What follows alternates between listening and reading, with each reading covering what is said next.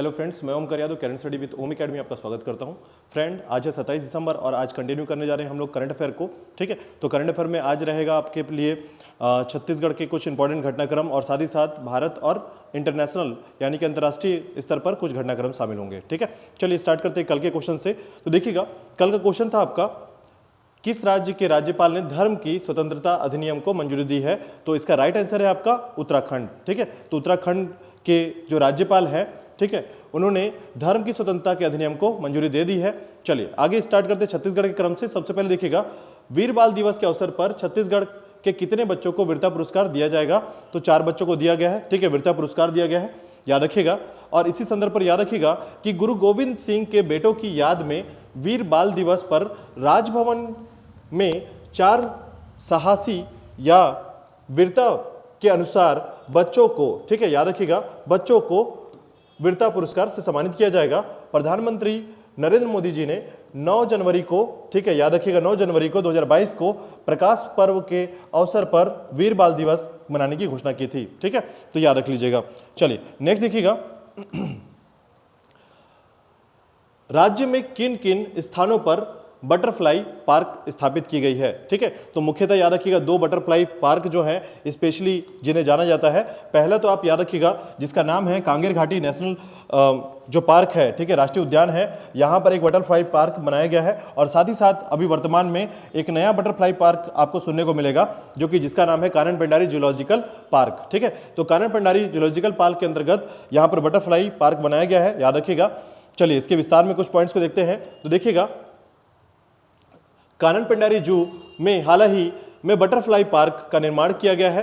2.5 एकड़ में फूलों की एक बाग बनाई गई है। साथ ही साथ इसको 4 हिस्सों में बांटा गया है और इसके बीच में पर्यटकों को चलने की जगह दी गई है। ठीक है, तो इस तरीके से बटरफ्लाई पार्क बनाया गया है, याद रखिएगा, आपकी कानन पेंडारी जू में। यानी कि अब छत्तीसगढ़ में 2 बटरफ्लाई पार्क होंगे, एक आपका कांगेर घाटी राष्ट्रीय उद्यान के अंतर्गत और दूसरा आपका कानन पेंडारी जू के अंतर्गत। चलिए नेक्स्ट देखिएगा, राज्य के किस जिले में मलखम खेल का खेलो इंडिया लघु केंद्र प्रारंभ किया जा रहा है? ठीक है, तो याद रखिएगा, राज्य के किस जिले में मलखम खेल का खेलो इंडिया लघु केंद्र प्रारंभ किया जा रहा है? तो इसका राइट आंसर है आपका नारायणपुर में। ठीक है, नारायणपुर में आपको जैसे जानकारी होगा मलखम खेल क्या होता है। ठीक है, तो यहां पर हम उसके विस्तार पर बात करते हैं। देखिएगा कि भारतीय खेल प्राधिकरण के माध्यम से यह खेलो इंडिया लघु केंद्र खेल परिसर नारायणपुर में आयोजित किया जा रहा है और जिसके लिए अस्थायी रूप से एक मलखम प्रशिक्षक की नियुक्ति की जाएगी, जिसके लिए वॉक इन इंटरव्यू 28 दिसंबर को परिसर में आयोजित किया जाएगा। ठीक है, तो यहां पर थोड़ा सा याद रखिएगा कि राज्य में भारतीय खेलों के प्राधिकरण के माध्यम से अब खेलो इंडिया लघु केंद्र खेल परिसर नारायणपुर में स्थापित किया जाएगा। चलिए नेक्स्ट देखिएगा, राज्य में धान खरीदी महाअभियान कब तक निर्धारित किया जा रहा है, यानी कब तक चलेगा? तो इसका राइट आंसर है 31 जनवरी 2023 तक चलेगा। ठीक है, चलिए थोड़ा सा बात कर लेते हैं इसके बारे में। तो देखिएगा, यह अभियान 31 जनवरी 2023 तक चलेगा। ठीक है, और इस वर्ष जो है वर्तमान में याद रखिएगा 25.92 लाख किसानों का पंजीयन हुआ है। साथ ही साथ याद रखिएगा इसमें 2.26 लाख नए किसान शामिल हुए हैं। ठीक है, और देखिएगा इस वर्ष धान खरीदी के लिए 2600 उपार्जन केंद्र बनाए गए हैं, जिसमें सामान्य धान जो है ये 2040 और आपके ए ग्रेड के जो धान है उसमें 2060 रुपए MSP या मिनिमम जो दर है वो निर्धारित किया गया है। ठीक है, मिनिमम दर निर्धारित किया गया है प्रति क्विंटल के तरीके से, याद रखिएगा। और उसके बाद देखिएगा, धान खरीदी के लिए राज्य सरकार ने या राज्य सरकार के द्वारा टोकन तुहर हाथ ऐप जारी किया गया है। ठीक है, तो 3-4 फैक्ट यहां पर इंपॉर्टेंट है, थोड़ा सा याद रखिएगा इसके संदर्भ पर। चलिए नेक्स्ट देखिएगा, अंतर्राष्ट्रीय वन मेला अंतरराज्यीय वर्ग में किसने प्रथम स्थान प्राप्त किया है? ठीक है, तो अंतरराष्ट्रीय वन मेला अंतरराज्यीय वर्ग में याद रखिएगा छत्तीसगढ़ लघु वनोपज संघ जो है इसने प्रथम स्थान प्राप्त किया है। ये बहुत इंपॉर्टेंट है। ठीक है, और उसी क्रम पे आप याद रखिएगा इसके कुछ विस्तार को देखिएगा। पहले हम विस्तार पर बात कर लेते हैं थोड़ा सा। तो देखिएगा, मध्य प्रदेश के वन मंत्री कुंवर विजय शाह के द्वारा छत्तीसगढ़ लघु वनोपज संघ को अंतरराज्यीय वर्ग में प्रथम पुरस्कार प्रदान किया गया है। इस मेले का आयोजन भोपाल में 20 से 26 दिसंबर तक किया गया था। तो ये एक इंपॉर्टेंट फैक्ट है, याद रखिएगा कि मध्य प्रदेश के वन मंत्री कुंवर विजय शाह के द्वारा छत्तीसगढ़ लघु वनोपज संघ को अंतरराज्यीय वर्ग में प्रथम पुरस्कार प्रदान किया गया है। ठीक है, चलिए नेक्स्ट देखिएगा, वर्ष 2022-23 में कितने मीट्रिक धान की खरीदी का लक्ष्य रखा गया है। ठीक है, तो याद रखिएगा इसका लक्ष्य रखा गया है 1 करोड़ 10 लाख मीट्रिक टन। ठीक है, 1 करोड़ 10 लाख मीट्रिक टन का लक्ष्य रखा गया है। और इसके विस्तार में देखिएगा तो देखिएगा धान खरीदी में जो बढ़ोतरी की गई है उसका क्रमांक रूप आपको दिखेगा थोड़ा सा, और डिफरेंस भी आप देख पाएंगे कि 19-20 में है। ठीक है, 19-20 का जो क्रम है 19-20 के क्रम के अनुसार 83.94 lakh metric ton.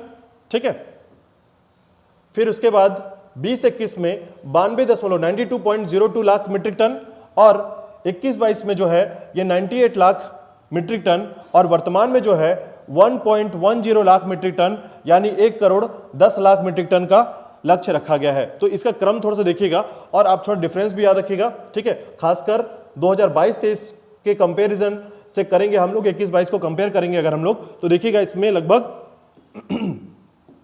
12 lakh metric ton की बढ़ोतरी की गई है।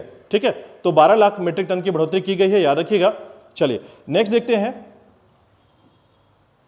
अब देखिएगा हम यहां पर थोड़ा भारत के स्तर पर बात करेंगे, भारत के क्रम पर बात करते हैं। तो सबसे पहले देखिएगा इंडिया इंटरनेशनल सेंटर नई दिल्ली में अपनी पुस्तक फिट एंड एनी एज का विमोचन किसने किया है। तो याद रखिएगा PV अय्यर ने इसका विमोचन किया है। ठीक है, इसका नाम है fit at any as, fit at any as. चलिए नेक्स्ट देखिएगा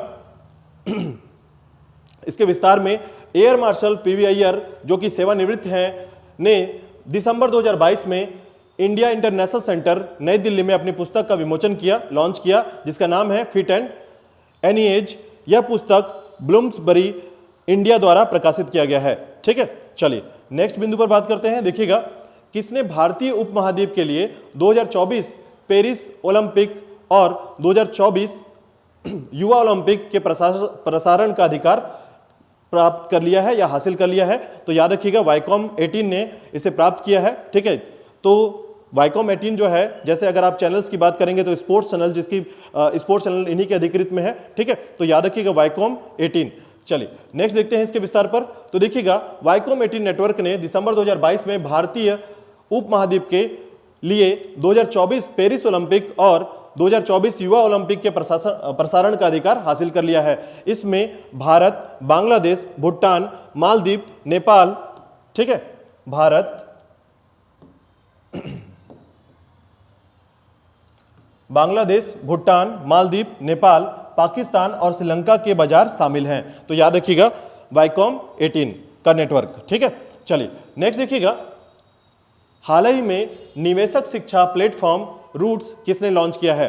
ठीक है, याद रखिएगा कि किसने निवेशक शिक्षा प्लेटफॉर्म रूट्स लॉन्च किया है। तो इसे लॉन्च करने वाली कंपनी है HDFC सिक्योरिटीज, नाम याद रखिएगा HDFC सिक्योरिटीज। ठीक है, इसके विस्तार में देखिएगा दिसंबर 2022 में HDFC सिक्योरिटी ने निवेशक शिक्षा प्लेटफॉर्म रूट्स लॉन्च किया है। ये इंपॉर्टेंट है, थोड़ा सा याद रखिएगा रूट्स। ठीक है, रूट्स के क्रम पर रूट्स को लॉन्च किया गया है। पोर्टल में एक यूजर जनरेटेड कंटेंट सेक्शन भी है। ठीक है, जहां निवेशक और ट्रेडर उन विषयों का सुझाव दे सकते हैं जिन्हें वे सीखना चाहते हैं। ठीक है, तो इस तरीके से याद रखिएगा HDFC सिक्योरिटी ने एक निवेशक शिक्षा प्लेटफॉर्म लॉन्च किया है जिसका नाम है रूट्स। चलिए नेक्स्ट देखिएगा देश का पहला कार्बन न्यूट्रल पावर एक्सचेंज कौन सा देश बन गया है। ठीक है, तो यहां पर याद रखिएगा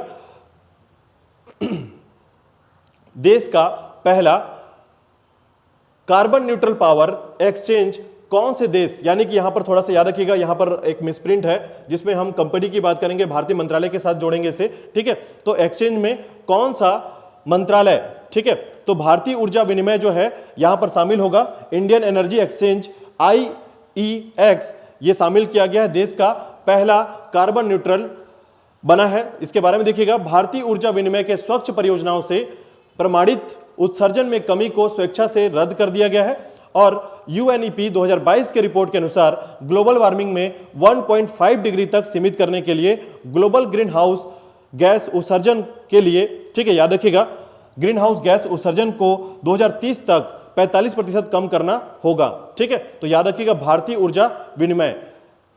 चलिए नेक्स्ट देखिएगा, भारत का राष्ट्रगान जन गण मन सर्वप्रथम किस दिन गाया गया था? तो वह दिन है आज का जो कि 1911 में गाया गया था, 27 दिसंबर को। ठीक है, चलिए इसके बारे में थोड़ा विस्तार से बात करते हैं। देखिएगा, पहली बार आज ही के दिन जन गण मन 27 दिसंबर 1911 को भारतीय राष्ट्रीय कांग्रेस के कलकत्ता अधिवेशन में गाया गया था। यह नोबेल पुरस्कार विजेता रविन्द्रनाथ टैगोर द्वारा बंगाली में लिखा गया था। ठीक है, चलिए आज का है क्वेश्चन आपका, जिसका आंसर कमेंट बॉक्स में जरूर दीजिएगा। ठीक है, क्वेश्चन है आपके लिए, प्रधानमंत्री आर्थिक सलाहकार परिषद द्वारा जारी सामाजिक प्रगति सूचकांक के अनुसार किसका देश में उच्चतम SPI स्कोर है, जो कि 65.99 है। ठीक है, तो इसका आंसर इस आंसर का जल्दी से आप कमेंट बॉक्स में आंसर कीजिएगा। ठीक है, इस क्वेश्चन का आंसर जल्दी कीजिएगा। मिलते हैं कल नए करंट अफेयर के साथ। धन्यवाद।